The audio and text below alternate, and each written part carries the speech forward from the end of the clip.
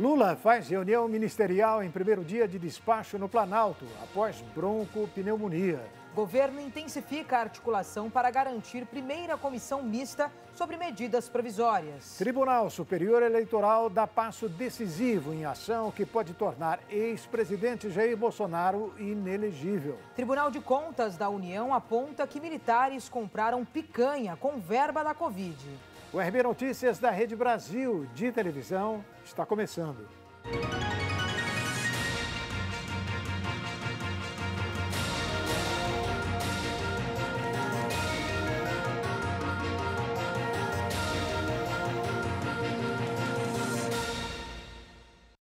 O presidente Luiz Inácio Lula da Silva voltou a trabalhar no Palácio do Planalto nesta segunda-feira, após se recuperar de uma broncopneumonia. Seu primeiro compromisso foi uma reunião ministerial. Recuperado de uma broncopneumonia, o presidente da República, Luiz Inácio Lula da Silva, retornou ao trabalho no Palácio do Planalto nesta segunda-feira. Lula estava recebendo tratamento em sua residência oficial. Por conta da doença, o petista teve que adiar a viagem, que faria à China, inicialmente marcada para começar no dia 24 de março, e agora prevista para entre 11 e 14 de abril. No período em que Lula permaneceu em tratamento, ele passou por avaliações feitas pela médica da presidência, Ana Helena Germolho, e recebeu ministros, líderes do governo e o presidente do Senado, Rodrigo Pacheco. Nesta manhã, o presidente se reuniu com ministros de pastas ligadas ao setor produtivo e à área institucional do governo, visando preparar a apresentação dos resultados dos 100 primeiros dias do mandato. Como disse o Rui, essa é a terceira reunião que nós fazemos com o Ministério. Dessa vez, com os Ministérios da área de produção e o Ministério da área institucional.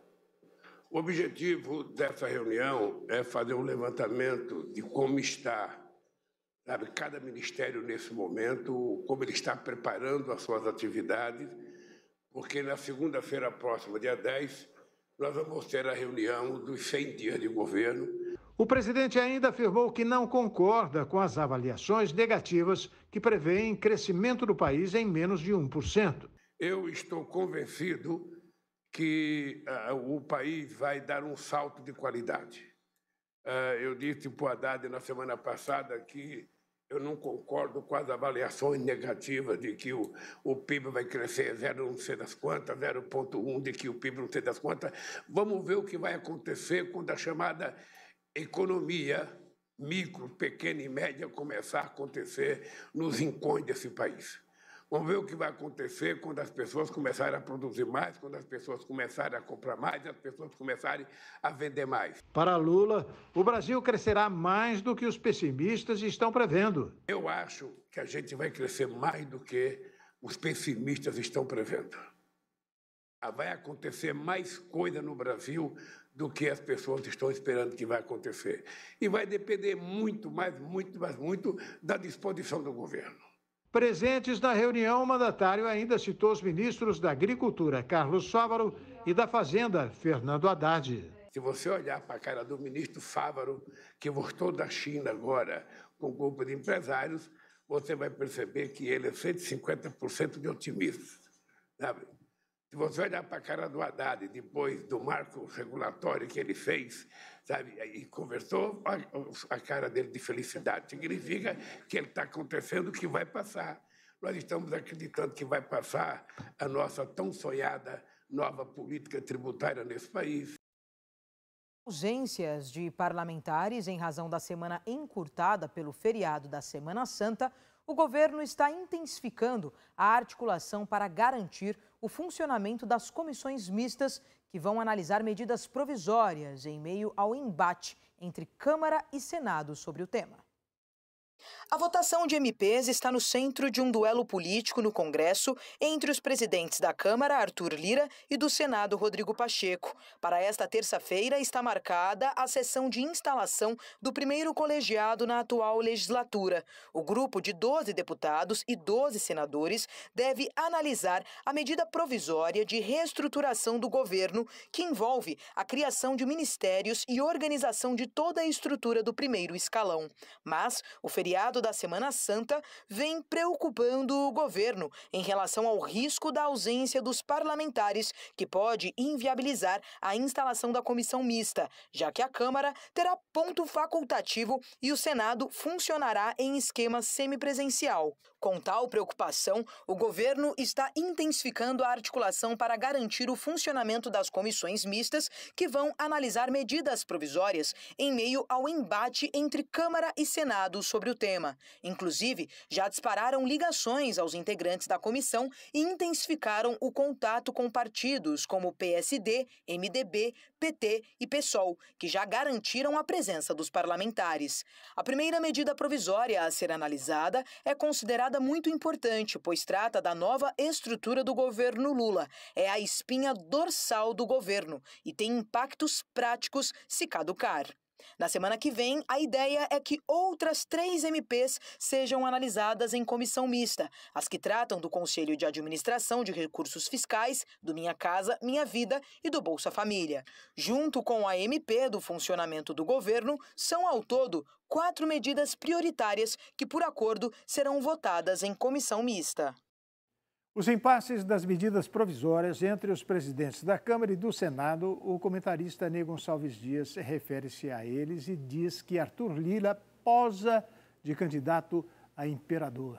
E afirmou ainda que a aprovação das MPs é de suma importância. Fala, Ney. Nas últimas semanas, não só na última, o presidente Arthur Lira tem sido um protagonista importante da política brasileira desde o governo Bolsonaro. Ele participou do negócio do orçamento secreto, dá dinheiro para quem ele quer na Câmara, deu prestígio político, e isso fez com que ele fosse eleito. Ele foi reeleito presidente da Câmara com 464 votos. Você sabe que a Câmara dos Deputados tem 513 deputados. Ele teve 464 votos. Se você recuar 50 anos na história do Brasil, nenhum presidente da Câmara, eleito ou reeleito, recebeu uma votação tão expressiva quanto Arthur Lira. E aí, o Arthur Lira, às vezes, posa de candidato a imperador. A última dificuldade criada para o governo do presidente Lula foi o debate que ele está tendo com o presidente do Senado. Você viu que, durante toda a semana, o Lira já recuou um pouco aqui, já recuou um pouco ali, mas esta semana certamente será uma semana decisiva. O governo do presidente Lula, preocupado, porque você tem aí Bolsa Família, já está funcionando, com a medida provisória. Quando o governo manda para o Congresso a medida provisória, ela começa a valer. Já começa a valer. É por isso que está pagando o Bolsa Família. Ela começa a valer. É por isso que começou Minha Casa, Minha Vida. Ela começa a valer. É por isso que o presidente ganhou 36 ministérios. Nomeou ministros, criou ministérios que não existiam. Está tudo funcionando. Essas medidas têm que ser aprovadas. Para o quê? Para sacramentar o que a medida provisória já começou a funcionar no país. Portanto, é de suma importância. Ação no Tribunal Superior Eleitoral, que pode tornar o ex-presidente Jair Bolsonaro inelegível, chega à fase final para julgamento. O corregedor-geral eleitoral, Benedito Gonçalves, concluiu a fase de coleta de provas no processo mais adiantado contra a chapa encabeçada por Jair Bolsonaro, do PL, nas eleições de 2022. O caso pode levar à inelegibilidade do ex-presidente. O ministro do Tribunal Superior Eleitoral determinou a intimação das partes para que apresentem seus últimos argumentos, ou seja, alegações finais, nos autos da ação de investigação eleitoral. A ação trata do encontro promovido por Bolsonaro no Palácio do Alvorada com embaixadores em julho do ano passado, quando o então mandatário fez ataques sem provas ao sistema eleitoral. A ação também apura a suposta prática de abuso de poder político e de uso indevido dos meios de comunicação na realização do encontro com dezenas de representantes estrangeiros.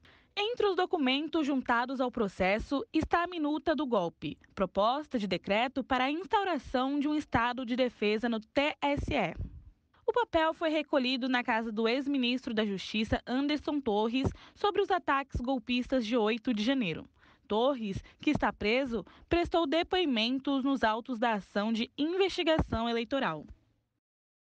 O sargento da Marinha, Jairo Moreira da Silva, afirmou em depoimento à Polícia Federal que foi ao aeroporto de Guarulhos em dezembro do ano passado tentar retirar as joias sauditas após ter recebido ordem do tenente Cleiton Henrique, assessor do tenente-coronel Mauro Cid. Homem de confiança de Bolsonaro, Mauro Cid era o ajudante de ordens do então presidente e Jairo Moreira atuava na equipe subordinada a ele. O sargento Jairo Moreira foi ouvido pela Polícia Federal na condição de testemunha. O inquérito foi aberto no mês passado e é conduzido pelo delegado Adalto Ismael Rodrigues Machado, da Delegacia de Repressão a Crimes Fazendários da Polícia Federal de São Paulo. A investigação apura, por exemplo, os crimes de descaminho, quando acontece entrada ou saída de produtos permitidos no país, mas sem respeitar os trâmites burocráticos e tributários exigidos, e de advocacia administrativa, quando um funcionário público se utiliza de sua função para interesses privados. Seguir, Tribunal de Contas da União aponta que Forças Armadas utilizaram verba da Covid para comprar picanha e filé mignon. Vídeo vazado na internet mostra a apresentador José Luiz da Atena discutindo chapa com Guilherme Boulos para a Prefeitura de São Paulo. O RB Notícias volta daqui a pouquinho com essas e outras informações. Até já.